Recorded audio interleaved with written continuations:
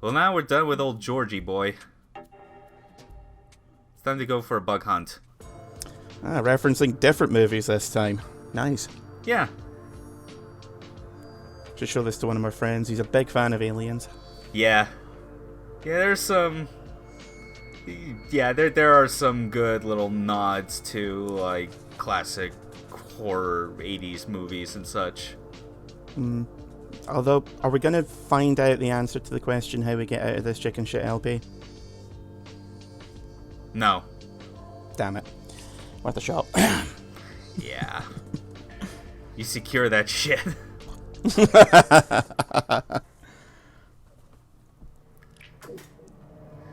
Oh, furniture shop. Cool. Yep. So you remember from the end of the last video, we got the skull or rather, I guess I realized after the fact it should be pronounced skull cushioner. Yep. Because it's like a concussioner type of thing, you know, heads, skull, head jokes. You're using heads to concuss people. Grim Reaper? Don't tell me he works for Fleming too. He? The Sisters Grimm are female, G. There's more than one? They're Fleming's adopted daughters. He treats them special. The story goes, they were stunningly attractive maidens in their previous life who met with an unjust demise. Fleming, being a connoisseur of all things foxy and female, took pity and made them the only beings in all the underworld who can slay demons for good. Let them dole out the justice they never got, know what I mean? He should have thought long term. Beauty is only skin deep, and that bitch has no skin. Okay, so he adopted them because he thought they were hot. That's... I mean, the game never wanted us to, like, agree or sympathize with Fleming. They're doing a good job of it, I'll say. Yeah. Because, yikes. Plus, who's to say that he wasn't the one that probably set everything up to be, like, a fucking Final Destination-esque disaster to end them. Fair point. Stopping by old Christopher again. Don't really have enough gems for anything though, but it's nice to see him. Hi, Chris. Bye, Chris.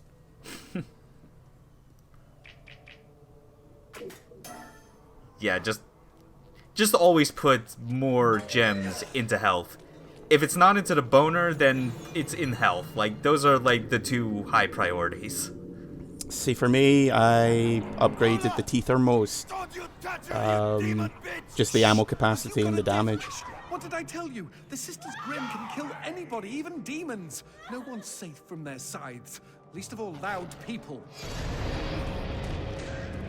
I guess it's really down more to individual playstyle than anything, because the game doesn't really give you much in the way of choices. Yeah. I mean, I still remember sticking mostly to the boner because, you know, one, it's your first weapon, and two, because of the slight RE4-ness of everything.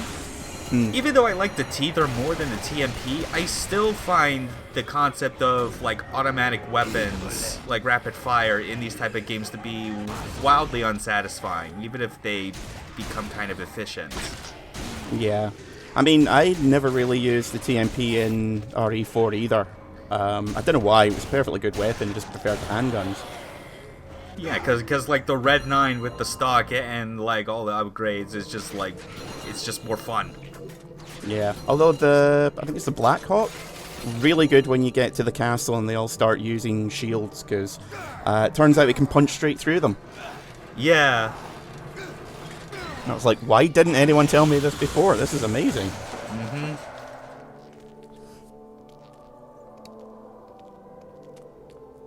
Sleepy time.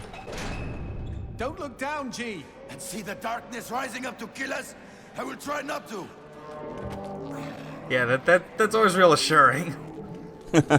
you tell someone to don't look down, you are like setting them up to like to not be friends anymore. Don't look down at the demonic butthole, G. Does it have a name? Well, officially he calls it Castle Gulzak Zabar Electora Heyre. But most of the locals just call it the Castle of Hassle. Because he hassles them all the time? Oh, because it's a hassle to get there. No, because it's a hassle to say the real fudging name. If I ever get my own castle, let me assure you. Shh. What's that? Okay, that was actually pretty good. Yeah, that's good on you, Shadows of Dan. You do, when you're not so focused on the cringy dick jokes, you do get some good humor in there. Yeah, I'll give him that one. Yeah, just like, plus it's just got a good ring to it, the Castle of Hassle. Yeah. I mean, it Castle of Hassle, Tower of Power, it works. yeah. Plus, it just feels like the most, like, Suda-appropriate type name for anything because of how much of his early works are specifically designed to give you a hassle in just the most mundane of ways.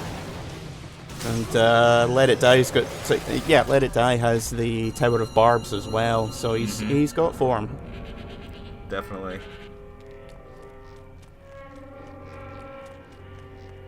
Although when he was saying the full name of it, I keep thinking that there's some kind of Joker reference in there. Like there should be some kind of hidden joke, but yeah, like never it's seen it. in some sort of language. And oh, god damn it, Garcia. Get going, asshole. Ouch. I hope you're good at apologies, G. And jigsaw puzzles.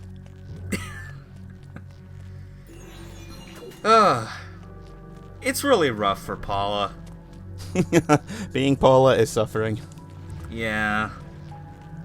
Here comes a... It's a shame they really don't do a whole lot to, like, elaborate on more about her in really good ways.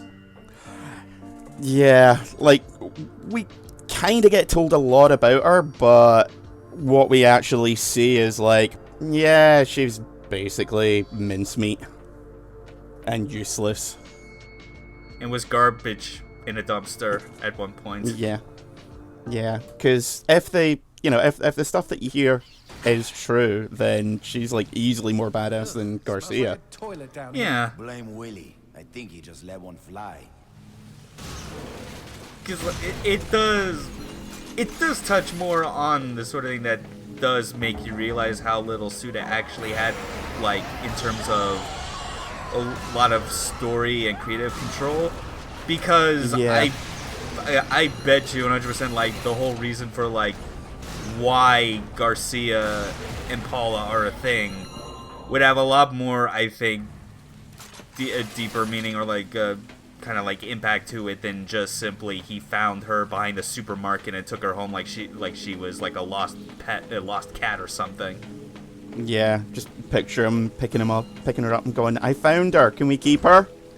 Yeah, like, yeah, it's like, there's always something that just happens for a reason, even when, like, on the outset, it's like, well, this weird thing happened and we're just gonna roll with it. Yeah. And it's kind of weird because, like, it seems like between this and Lily Bergamo, he's wanted to do a really cool, badass heroine for a while. It's just he keeps getting screwed over whenever he tries to do so. Yeah. Because the closest we really got was Kaido Smith in Killer 7. Yeah. And arguably one or two of the female characters in the Silver Case series. Yeah. But never really had one that can lead a game for whatever reason. Or been allowed to, I should say. Yeah, like, I feel like if the time was given, like, a No More Heroes spin-off that was all about Shinobu could work. Oh, absolutely. Yeah, like that's something I'd be down for, if only just so they could design a game that doesn't have, like, jumping that feels like ass. Yeah, or if they'd done the DLC for Travis Strikes Again and had a proper story. Yeah, actual, like, mini campaigns for... Yeah. Oh god, I would have been so on board for that, because that would have meant, like, a dedicated campaign for Batgirl. Oh, shit. Yeah. Yeah, that would have been great. Yes! Oh, man. God damn it. And I mean, it's, the storyline's kind of a mess to begin with, so literally just have it as Batgirl tries to go to the bar to get a drink. Except she's still... Except, A, she's dead, so she doesn't have any ID, and B, she's still technically part puppy, so... Like, just see what happens. Just every bar that, like, cards her, she just immediately responds with a bat swing. Yeah, she's like, okay, and I think you'll see that my my ID is fully up to date. Ma'am, this is a dog license. Yes, that's me. Don't I look pretty? Tell me I look pretty. And that's when the murders began. Yeah. Yeah, like, cut to black 5 seconds later, standing over the corpse, beating it, yelling, why did you not say I'm pretty? Just give me a fucking drink. We could have avoided all this, you assholes. I have no idea why I completely missed that fucking prompt. Yeah, I was like, is there like a light shot thing through there, or... Yeah, no, this is... just... Yeah, and that's not the only, like, really long blunder. Like, this is actually the video you're gonna find where I have to do the first cut to black and skip a couple minutes because I completely, like, embarrassed myself not knowing what the hell to do. Oh, dear. Yeah. I made it as short as I could, though. So I don't remember the game being quite so obtuse. Like, not this early on, at least. Yeah. There's a couple of bits later on which I remember being like, no, seriously, what do I do? Yeah, and it's like, and the one where like I actually, where you'll see that like I cut out a couple minutes, I feel was a genuinely obtuse thing due to the fact that like it wasn't an issue of I think the game fucking up on a technical level, which was what that door, the door prompt not showing actually was. Yeah. Yeah, it happens again. I promise this would not be a smooth, like, skillful play experience, you know? And you can't say we don't deliver. Yeah, we deliver, like we say, we deliver as much as this game deserves. Damned by faint praise. Shadows of the Damned by faint praise. Yep. Too busy dancing in the dark. See what you did there. Yep.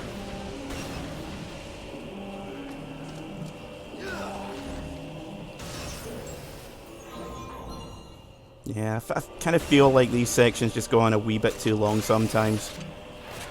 Yeah. It definitely, especially I think with just these particular sections where I feel like they set you up to the point where you kind of have to take damage from the darkness for a little bit, just because you don't get those safe spots like in close enough distance. Yeah, there's like the two things which I hate in games like this are sections where you're forced to take damage for no fault of your own, or where you're forced to wait for some bullshit like with the sushi lamp. Yeah. And this does it back to back. But again, like the sushi lamp does a good job of just setting up like these little like fodder for easy killing. So it's like yeah. I can't complain too much on that front. Like, and the sushi lamp music is really good as well. So yeah, I can give it that point.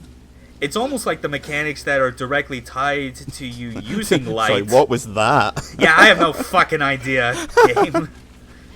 But yeah, no, better step back a bit. Try it again.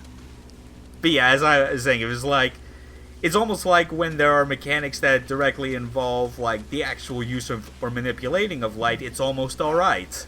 But when it comes to like having to actively get involved with the darkness, it becomes kind of annoying. Yeah. It starts off okay, but rapidly becomes bullshit, which is at this point the tagline for the game. Yeah. Although I guess it definitely doesn't feel like incredibly bullshit for me, but that's just because I opted for the default difficulty. I don't think I'm not exactly rushing to go through this game again like on the highest difficulty, obviously. Yeah, you don't even unlock anything if you finish it on a higher difficulty, I don't think. No, you don't. It's like there's a complete dearth of unlockables, which is really weird for a game of this era. Where it'd be like, yeah. Because even Lollipop Chainsaw had tons of concept art and stuff.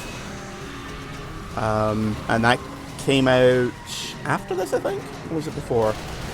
Yeah, it did come out the year after this. Yeah, that's what I thought. I specifically remember it was like 2011 to 2013. It was like just that back-to-back era of like these kind of grasshopper games. These Suda involvement, except not really kind of games. The Suda 51 trips. Yeah. With Yeah, No More Heroes 2 being the prologue. Yep. But, you know, at least No More Heroes 2 and Lollipop Chainsaw were surprisingly good. I mean, Lollipop Chainsaw, for my money, is far better than it has any right to be. I've still never touched it. Like, it just playing this game back in the day, and just kind of how I felt about it, like, made me skip on Lollipop Chainsaw as it was coming out. And to a brief extent, like, same for Killer is Dead. The only reason I eventually got around to it was when they put out a PC version. See, I got Lollipop Chainsaw day of release because they were giving away free skins for it. Right. And Killer is Dead, I got free skins, like if you bought it day of release or pre-ordered it. And Killer is Dead I got pretty soon after release, mainly because it reminded me a lot of Killer 7. But Oh yeah, that was how that that was a turned out. lot of everyone's impressions. yeah, But I think that was, yeah, that's definitely what I thought at first when I saw it. But then I remember seeing like an LP of it, and I was like, oh, this actually looks like the best like third-person action game that Grasshopper's made yet. arguably, yeah. But once again, there's some severe bullshit that shouldn't have been allowed in. Yeah. Gigolos. Oh yeah. Well, those were corporate mandated. Yeah.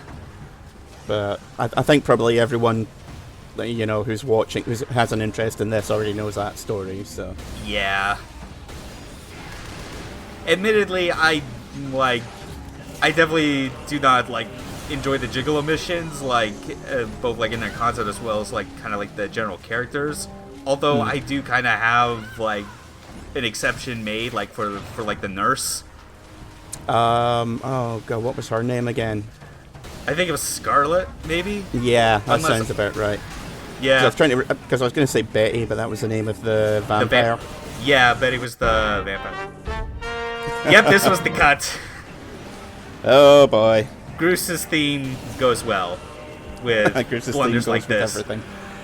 So yeah, as you could probably tell as we were talking about something completely different, what this game tries to tell you is that you're supposed to use the light shot on the Grim Sister once everything's in complete darkness. For whatever reason, because Johnson clearly tells you, and for whatever reason I thought you were supposed to like use it on her regardless of whether or not the darkness was actually present.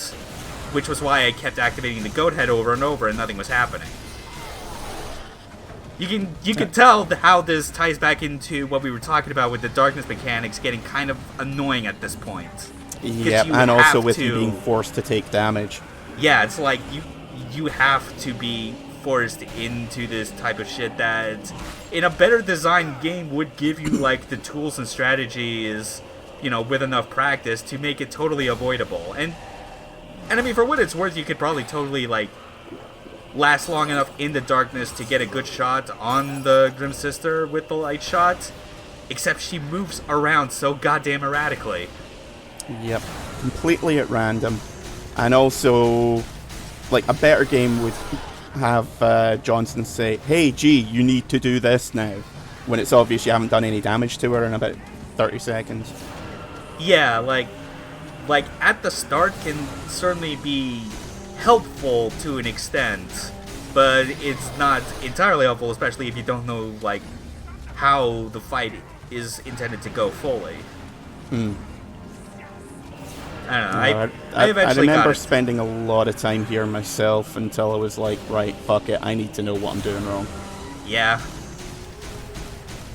And even in my most recent playthrough, because I played through this just before we started doing this, I was like, I have no idea how to do this. So yeah, that was technically a boss fight, so we got ourselves another blue gem now. Now here's a trick. Paula, no! Ooh, shiny. I smell an upgrade. Yeah. Put it in, G. Get used to hearing that exact same line every time now. Yep. Not like they could have mixed it up with something else. Oh god, I forgot what this was called. Yep. Yeah.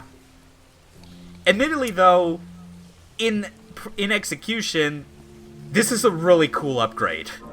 Oh yeah, It, a combination like grenade launcher and gun is great.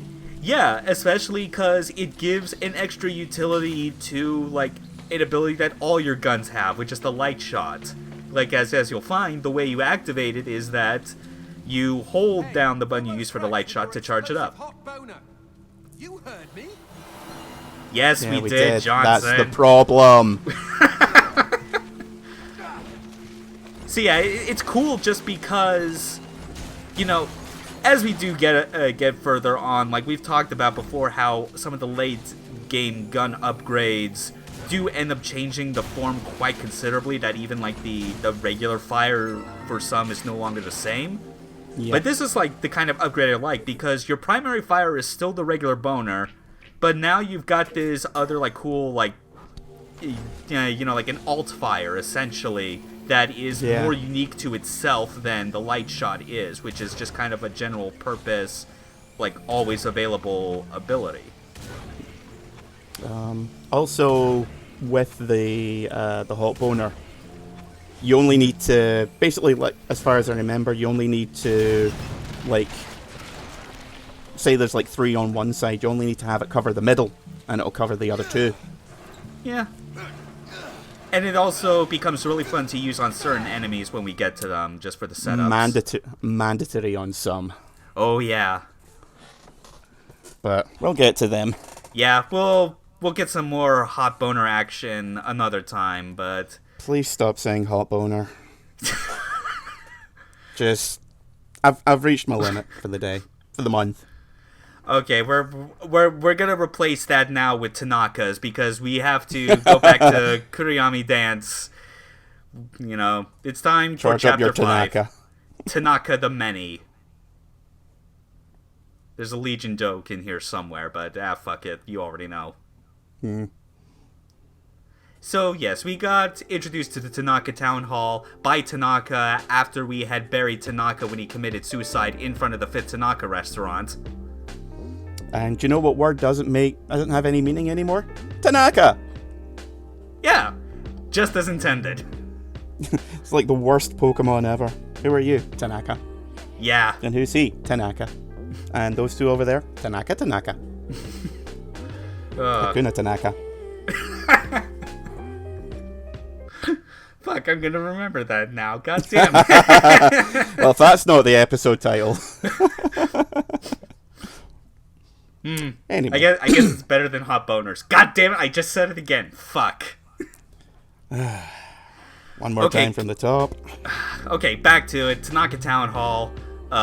Kaido has to go to the Foreign Business Registration Office, which is on the 13th floor. Gets an immigration form. Basically left to his own devices now, as the Tanaka that brought us here has other things to get to. And at this point, Suda decides to swerve a bit back towards the direction of the castle, and just the general vibe of getting led around by a bunch of bullshit obstructions. Kind of walks into a Tanaka mandala at one point. Yep. Yeah, just endless. Yeah, this is where the Franz Kafka really comes in. Mm-hmm. It also channels pinballing in from floor to floor.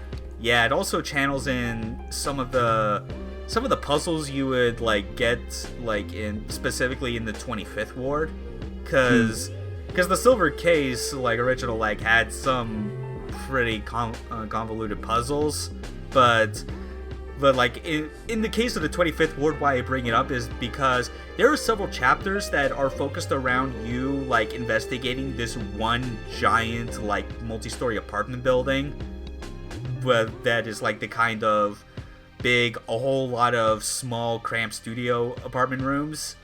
And there are some puzzles, especially one in particular, that is intentionally designed to to lead you around to not even specific rooms, just to make you visit X number of rooms and floors until the actual solution presents itself.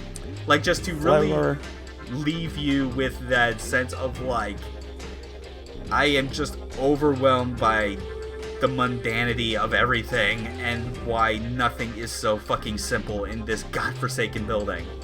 Yep, Flower, Sun, and Rain does that quite a lot as well. Oh, it does, yeah. You're going from point A to point B, and then you're given a piece of information which might be useful, but you also need to look it up in the little tourist guide which you're given, and you don't know if that's actually going to be useful or if it's just leading you in the wrong direction. It's terrible. It's terrible. Flower, Sun, and Rain is great for that reason. Yeah. Yeah. I mean, honestly, like, it is a fun game if you've got high tolerance for those kind of puzzles. I didn't, so I had to tap out quite early, unfortunately. I was pulled into it just because the game clearly knew it was bullshit. Like, it openly admits to it in various ways. And it's, like, the fact that it was willing to take the piss out on both the player and itself is what made me go, okay, I'm gonna keep going along for this ride, see how deep it goes. And it did not disappoint. Not for everyone, though, but it does not disappoint if you're up for that. So I've seen a couple of playthroughs of it, and I'm like, I still don't understand a goddamn thing. Yeah. Just as intended. Yep. So yeah, Kaido has to go through a whole bunch of different floors that are all closed, and like the receptionists there have to constantly redirect them from 13 to 28, 36, 7. Hut. Yeah, it's a whole lot of different, whole lot of different Tanakas, with occasionally people of different names, like Yamamoto of the Special Cases Division. Yeah, who apparently the Special Cases Division doesn't have a single Tanaka. Yeah, pretty much. Yeah, and you can tell at this point the soul escaping from Kaido's back as he realizes his time is being wasted this much. Officially done with this bullshit. Eventually, after several more minutes, he finally makes it to the mayor's room on the top floor and meets his secretary, Mitarai. Who looks unnervingly like one of the characters from One Piece. Yeah, it's got a little Nico Robin in her, I guess. Is that her name? I've not read One Piece. I don't know. I think so. I could never get into it because of the art style, but I think that's her name, yeah. I mean, I appreciated the art style for how weird it is. I just don't have the capacity to invest in another shonen after Dragon Ball. And Challia notices some very personal information about her. Because at the end of the day, it's still Suda. Yeah, and it's kind of giving you a sense of maybe what, of just how kind of connected Challia is to Kaido, like as a hallucination that he's probably taking on some of his personal thoughts and suspicions. Hence why he makes the horrible mistake of asking, "Hey, Mitarai, did you have a nickname as a kid?" Yes, several. Toilet-chan. And that gets his ire, as he's offered tea, and in ignoring Challia's advice yet again, it is not good tea. Best you don't question what was in it, given what just happened. Finally, we meet Mayor Tanaka.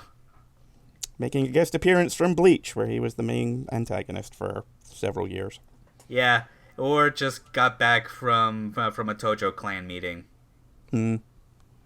Yeah, he's I mean, like, he does kind of get, aside from the monocle, he does kind of get a bit of like a Yakuza clan head kind of vibe, I guess. Yeah, bit of an Oyabun. Followed by an immediate breakdown, feeling terribly sorry for inconveniencing Kaido with all the bullshit he had to go through in the town hall. I mean, it's nice, but Yeah, but not it's gonna get any of his life back. Yeah, it's like already too soon after we had to bury the first Tanaka when he went through this same shit. Like, Yep. It's more severe now, especially just kind of, biting his knuckles, painting blood down his eyes, and getting ready to shoot himself with a revolver. But it's not going to be the same this time. Kaido intervenes and does what he can to stop this frankly insane behavior that all the Tanakas have. Yeah, just the close up of his thumb under the hammer, that really looks like it would hurt. Oh yeah. Just Because I'm just imagining the hammer hitting his thumb, and that's the kind of force that would crack your thumb, from what I gather. yeah, it's the kind of suicide where I feel like that's kind of the disturbing part is all the subtle details surrounding it, where it's not just him wanting to point the gun at himself and pull the trigger. He's trying to do everything he can to ensure that there's extra amounts of pain and stimulus happening as the bullet passes through him. 'Cause Yes. he's got the blood down on his cheeks from his eyes. He's stuffing his whole fist in his mouth. It's a fucked up look.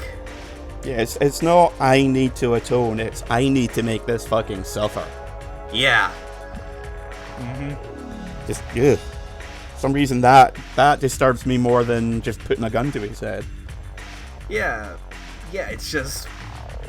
It again kind of goes back to when I talked about it during Tanaka the First, just slight Killer 7 vibes, just everything the pouring of emotions and breaking down before the actual death occurs. Yep. Though it does kind of make you wonder if there's not some kind of inherent mental illness in all these people, that they're just oh well, time to I'm vaguely annoyed, time to go chuck myself off a building and shoot myself in the head while I'm falling. I mean, it would probably have to do with how everyone's just completely decided to stick to the same name. I mean, yeah, that would probably do me. Yeah, that'd be a strong way to just completely crush any sense of individuality or self-worth. But yeah, Kaido, he goes into his speech, he reprimands the mayor for his actions, for Tanaka the First's actions, and how he, what he did was also wrong, that just suicide is cowardly.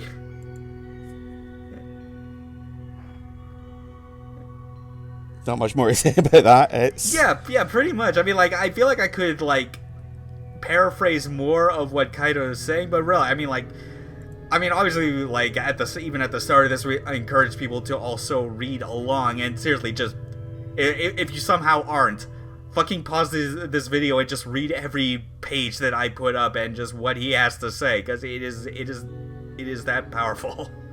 Yep.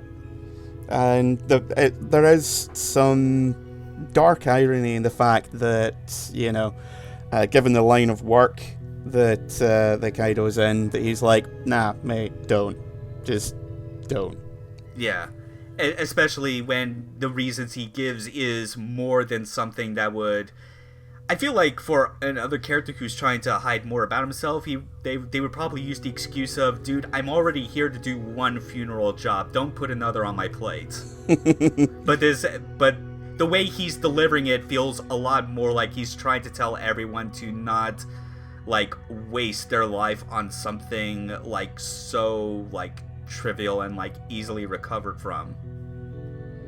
Yeah, it's on the surface you can read it as, look, this is just too much of a hassle. But, then again, this is someone who is basically death is his stock in trade. Yeah. So if anyone would have something to say about it, it would be someone in that kind of career. Yeah, and the example I gave of like the sort of excuse of don't give me like another funeral I have to do on top of the one I'm already here for, it's like, that's obviously just a made-up example I made. That's not Kaido's excuse, but he does have another, which, as you find, Challia is constantly chiming in during his speech, just trying to poke holes in it, because, as we know, Kaido did go to 300 at the beginning of this story. He's kind of not in the best position to talk about how people shouldn't be in a hurry to die when he was doing something so kind of foolish. Yeah, that's the problem, is that you can easily turn it around on him and say, well, then you're just a gigantic hypocrite, aren't you? Yeah, hence his ultimate excuse of he's not in a hurry to die, he is in a hurry to live.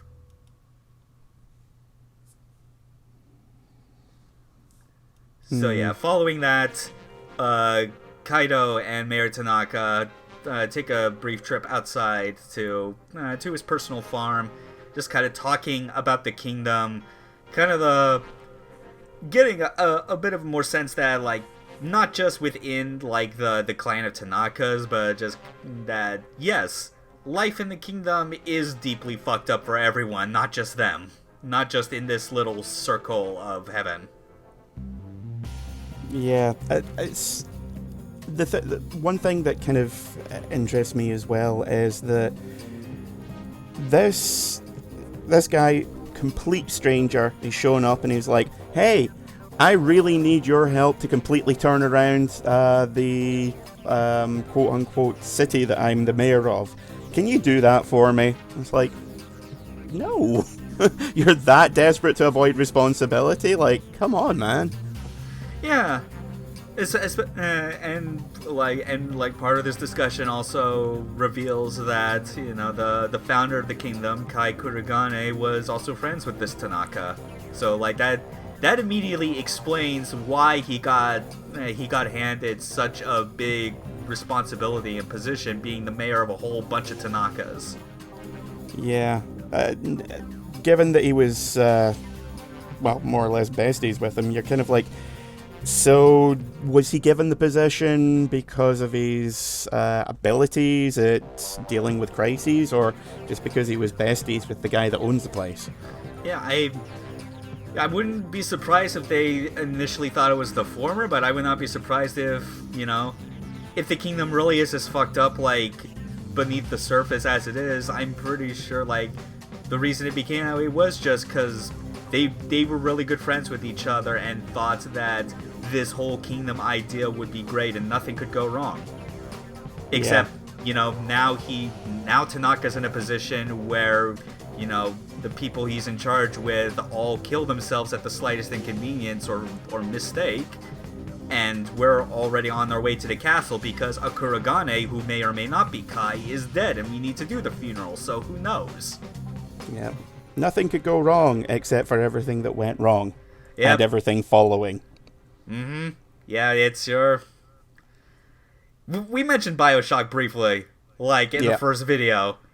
You know, this may not to be an objectivist hellhole, but it's definitely falling into the same mistakes of, we're making a utopia. Oh, wait, oh, no. Oh, no. Now they're all killing themselves. What do we do? I know, we'll get someone else to fix it for us. Yeah. We don't have any more funeral services to help us out here. We got a contract outside. Yeah, would you kindly send someone along to take care of this for us? Thanks. Mm-hmm. So yeah, and following this like peaceful time together, Kaido gets escorted to the border gate of the Tanaka Ward so he can continue on to the castle. And, you know, before leaving, he gives some final words, basically giving Tanaka the push and like need to take responsibility the right way for leading the people in this ward, you know? Yeah, it feels like he knows that he needs to do something, but for whatever reason, he just doesn't want to or can't. And that's not what you want in a leader. No, So... I mean, like, I mean, for God's sake, it's the kind of hard thing that it feels like we're dealing with a lot of places in the world. Yep. The people in charge don't want to, and the people who have no power can't. Yeah, it's just all this Politics. complex structure, bureaucracy, everything. It weighs down more than it props up. Yeah. Politics.txt. Everything's fucked and no one can fix anything. Fun. Yep. Man, thinking about all those chuds that like love to go on about how like they like games that aren't political. I wonder if on the off chance there are some that think the same of Suda's games without even realizing he like goes into these kind of topics. I don't think any of those kind of people would have much time for... Well, they'd probably be big fans of Shadows of the Damned until they actually got into it, but by and large... Yeah, fair enough. Fair enough. The stereotype would be that they wouldn't notice it for... They wouldn't see the point for the guns. Yeah, that's like, whether fair. or not that's true on a person-to-person basis, you know, that's a different story. But you know, if you go by the stereotypes, then they would completely miss the point. Yeah, and considering how so many people have missed the point and like deeper meanings in a lot of Suda's earlier games, even in No More Heroes, yeah, I guess that would make sense. Yeah, there's no way. Yeah, there's no way someone like that would somehow, who claims to be deep into Suda's stories, would not catch on to the fact that there are political undertones.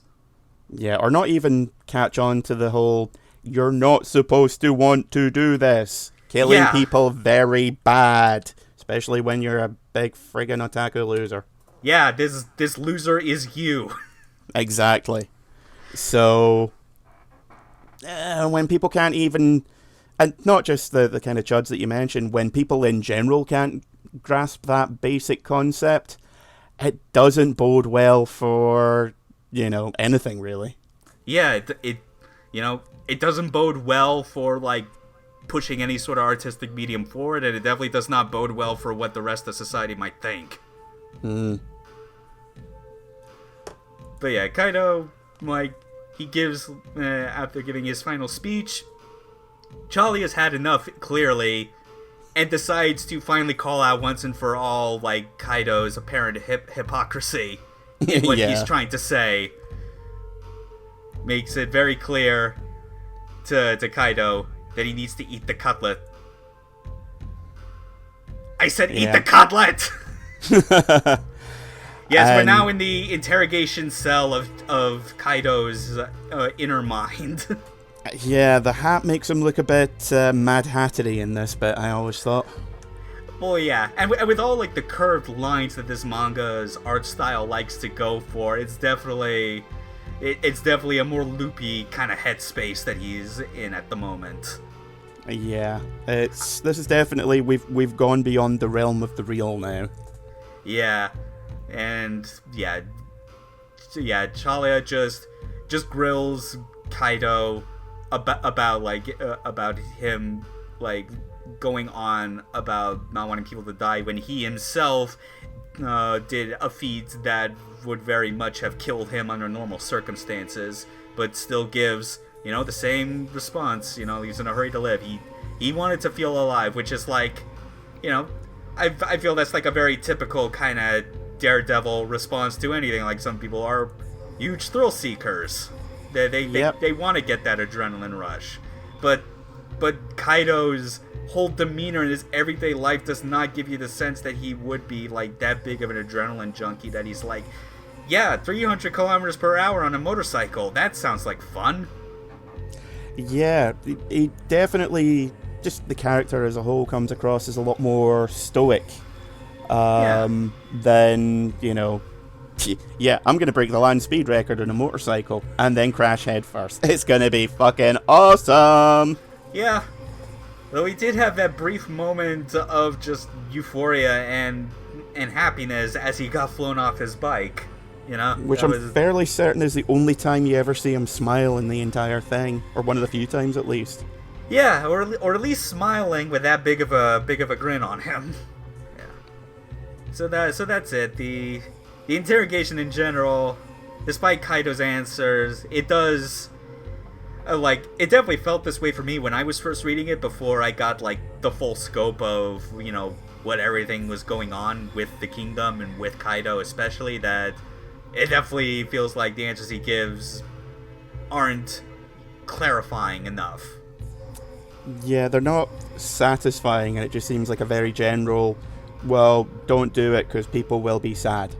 Yeah, it's just... And it's just Travis going all, you know, I'm going to be number one. I'm going to be number one so I can have fuck this chick that reminds me of a French softcore porn actress. I don't care about titles except for this one very specific title, which I really, really want to have. Yes. Other than that, couldn't give a shit. Mm-hmm. Gotta get my animes. So when he says, yeah, it's an empty act, there's too many people who will grieve, it genuinely it sounds hollow to me. Yeah. Like just like a standard boilerplate, this is why suicide is bad kind of thing. Yeah, like it is not dishonest to say that there are people out there that will care about if you do like take your life in such a way, but to say that like too many or everyone is like the intent is clearly there for a reason, but even like for most people, I mean myself included, I'd kind of like see through that. It's like I know exactly the amount of people that would care about me if something bad were to happen. The whole world wouldn't.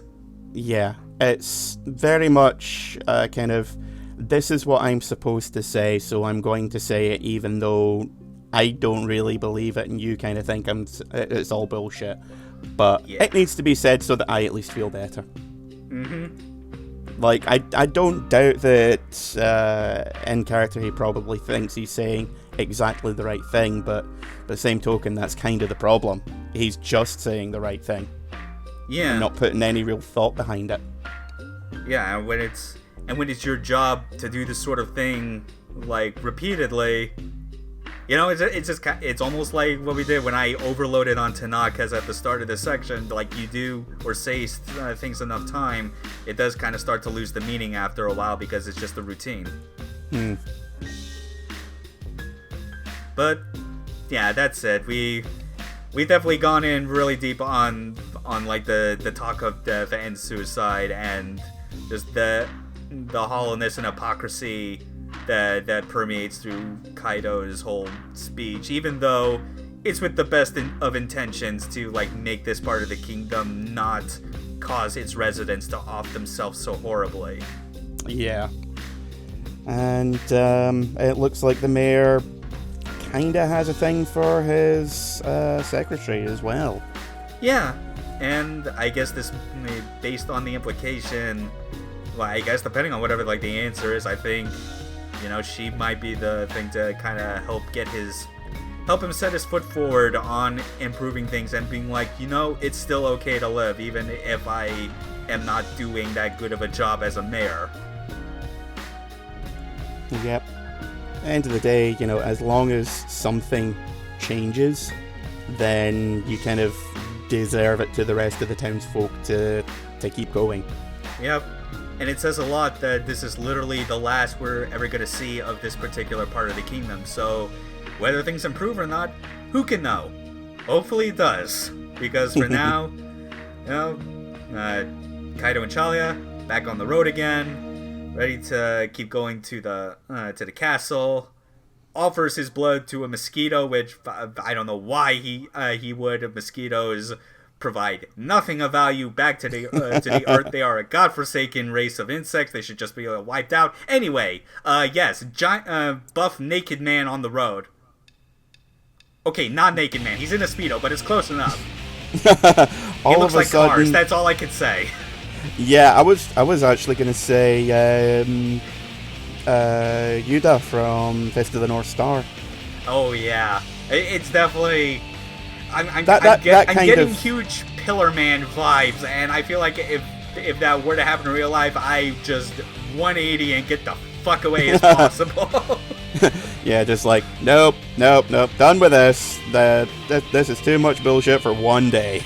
Yeah, we do not need this buff, long-haired hunk of a man sounding all like nature hippie or tree hugger, going, "Do not disturb this land," and like just obstructing traffic. Yeah, and with a couple of cops or soldiers holding him at gunpoint. Like, what is he gonna do? Yeah, just nope, right out of there. Hands where we can see them, pants where we can definitely see them on you. Yes. He's just sitting there screaming, "Come on, cowards! I'll show you the true belief of a man." No, please, keep him on. This is a character we'll definitely get acquainted with next time, because there's a whole story with him. Yep, this is where shit gets a little less sad and a lot more wacky. A little more wacky, still a little bit more fucked up. We're just kind of we're getting a little bit of a reprieve now from all like the gloom and suicide kind of subject matter and heaviness. Yeah, back to cresting the hill before we go plunging back down again. Yep, such is the way of the journey, just to perform a single goddamn funeral. And we technically already did one, but it wasn't even like one that we got paid for or were like hired to do. Yeah, that one was a freebie. Yeah, and like and for like a guy who just seemed like a generally good person before he just lost it and was just let all the bad shit catch up to him. Fuck, we were trying to get away from this shit, but it's so hard not to. Death is everywhere in this manga. Jesus Christ. Well, I'm sure next time we'll get to Itchy and Scratchy Land. We'll see that fireworks factory, my friend. Oh, we will. Yes, we will.